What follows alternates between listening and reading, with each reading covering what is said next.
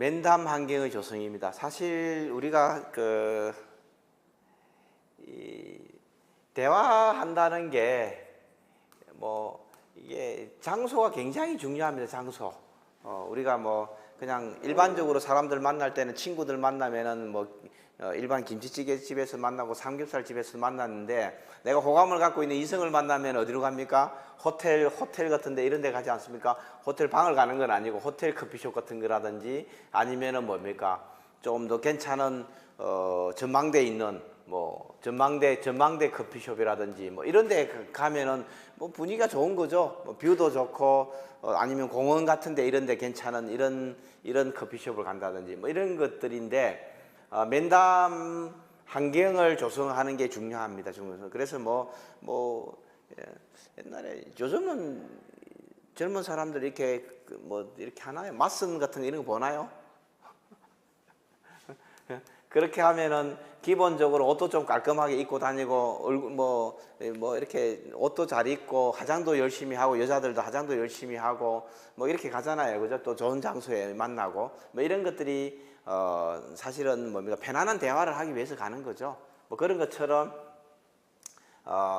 일단 기본적으로 좋은 장소로 가야 되고요. 두 번째는 뭡니까? 사람에 대해서 좀 알고 가야 된다는 거죠. 알고 이름, 나이, 고향, 가족관계, 성격, 학력, 경력, 사회활동 같은 이런 것들을 알면 좋습니다. 이름도 모르고 가서 참 제가 저번에 만났는데 이름을 좀 기억이 안 납니다. 이렇게 얘기하면 일단 기분 나쁘잖아요. 그죠? 이름도 좀 알아요. 나이도. 우리나라 사람들은 또 민증가라고 이런 얘기를 많이 하죠. 민증, 주민등록. 그래야 남자 여자 간에 오빠도 되고 동생도 되고 이런 것들이 굉장히 우리는 좀 중요해요. 아니면은 남자들끼리도 형 동생이 되는 거죠. 형 동생. 형인지 동생인지. 이게 우리는 거의 서열을 정하는 게 굉장히 중요한데 우리나라 같은 경우에는. 근데 외국은 이런 게 없지만은 어쨌든 이런 것들 나이도 좀 중요하고요. 그다음에 고향. 학연, 지연, 혈연 이런 걸 좀 따져야 될 거 아닙니까? 학연, 지연, 혈연. 특정 지역의 출신들끼리도 잘 뭉치는 이런 경우들도 있습니다. 그래서 고향도 좀 중요하고요. 그 다음 가족관계.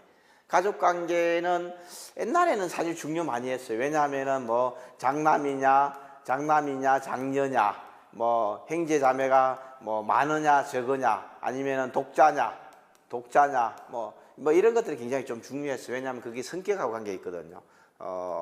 많은 형제들하고 자란 사람들은 좀 약간 아무래도 사고가 좀 유연하고 혼자서 독자나 이렇게 혼자 자란 사람들은 좀 약간 고집이 세고 이런 것들을 얘기하려고 가족관계도 좀 묻고 부모가 살아있는지 돌아가셨는지 이런 것들도 좀 중요한 이슈고 또 할아버지 옛날에 제가 어릴 때는 거의 옛날에 3대가 같이 사는 경우들도 많았거든요. 그러니까 조부모가 같이 살고 있는지 이런 것들도 중요했고 그 다음에 성격 약간 내성적이냐 외향적이냐 이런 것들도 중요하고 그 다음에 학력 우리나라 이게 가방끈이라고 제가 많이 얘기하는데 가방끈도 좀 중요하죠. 그죠?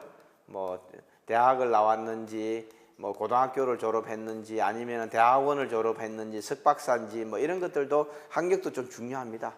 왜냐하면 그게 사람의 어떤 기분을 또 맞춰야 되는데 고등학교밖에 안 나온 사람한테 앞에서 가방끈이 짧은 사람들은 인간성이 더럽다 이런 얘기 하면은 이미 그냥 게임 끝난 거죠. 게임 끝난 겁니다. 그래서 이런 학력도 좀 중요하고요. 그 다음에 우리나라는 또 대학도 서열이 많이 있잖아요. 대학 서열도요. 이런 것들도 좀 얘기해야 되고 그 다음에 경력 같은 거 어느 학교를 어느 기업을 다녔는지 이런 경력들 그 다음에 사회활동 취미라든지 이런 것들이 사회활동들 이런 것들도 좀 중요한 얘기들입니다. 그래서 사실 대상자에 대한 지식을 갖고 있으면 좋은데 없으면은 이제 추정할 수밖에 없는 거죠. 자연스럽게 대화를 하면서 이 사람이 학교를 나왔는지 어떤 전공을 했는지 어떻게 살아왔는지 이런 것들을 파악을 해야 됩니다. 그래야 그 사람 싫어하는 주제를 꺼내지도 않고 또 이 사람의 기분을 잡칠 수 있는 그런 내용이나 이런 얘기를 하지 않는 거죠. 저도 이런 게 실수를 많이 합니다. 실수를 많이 하는데 모든 걸 다 할 수가 없으니까요. 저도 모르게 여러 가지 얘기를 하다 보면은 상대가 그런 처지에 있는 경우들도 있을 수가 있는 거죠. 이런 게 하기 때문에 대상자의 기본적인 지식을 갖고 있어야 되고 그 다음에 가장 좋은 것은 물론 목적이 뚜렷해서 만난 약속을 잡아도 아무런 이상하지 않는 사람이라면 괜찮지만 그렇지 않고 내가 자연스럽게 만나서 내 의도를 알 수 없도록 하려고 하면은 우연을 가장한 만남이 좋습니다. 우연을 가장한 만남. 그래서 뭐 동창회라든지 동문회라든지 어쩌면은 향후회라든지 이런 데 가서 만나면서 옆자리에 앉아서 우연히 이렇게 만난 것처럼 이렇게 하면 좋고요. 그 다음에 취미활동 장소 뭐 이런 것도 좋습니다. 요즘 젊은 사람들 많이 하는 게 뭐라고 그래? 짐이라고 그럽니까? 짐을 뭐 이렇게 스포츠 센터 같은데 이런 데서 만나서 이런 관계를 좀 하는 사람도 많고 취미 장소 뭐 한강에서 달리기를 하면서 만난다든지 뭐 이런 것들도 좀 괜찮고요. 아니면 등산 가면서 만나는 이런 것도 좋고 그 다음에 장소 같은 거 음식점이라든지 영화관이라든지 요즘 영화관에서 이렇게 하나요? 영화관에서 사람들 이렇게 뭐 만나서 이렇게 교류하는 이런 거 없고 요즘 여기 하더만요. 제가 이거 뭐라고 그러죠?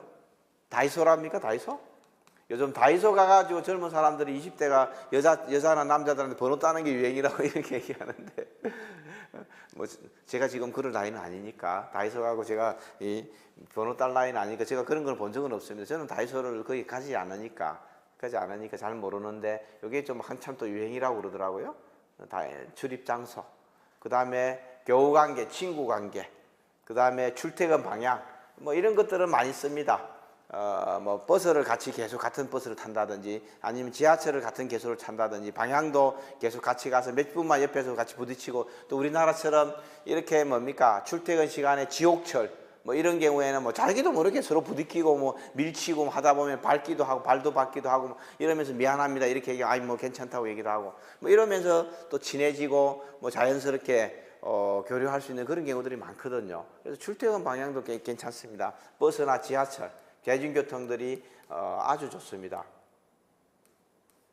연고를 만들기에는요. 그 다음에 음식점 같은 거, 뭐 자주 가는 음식점에 가가지고 삼겹살집이라든지 옛날에는 저희 때는 그런 게 많았는데 뭐 지금은 잘 안 하지만 저도 나이가 들어서 뭐 옛날에는 이렇게 옆에서 뭐 이렇게 술 먹고 있으면 대화하다 보면은 대화 주제가 비슷하면은 같이 끼어서 같이 해서 합석하는 이런 경우들도 많았거든요. 음식점에서. 근데 요즘은 이제 그런 것들 사람들이 개인주의가 너무 발달해가지고 그런 것들도 좀 싫어하는 경향도 있는 것 같은데 어쨌든 음식점이나 술집 같은 데서 합석 이런 것들도 괜찮습니다. 합석하면은 뭐 자연스럽게 이런 관계를 형성할 수 있는 그런 부분들 있고요.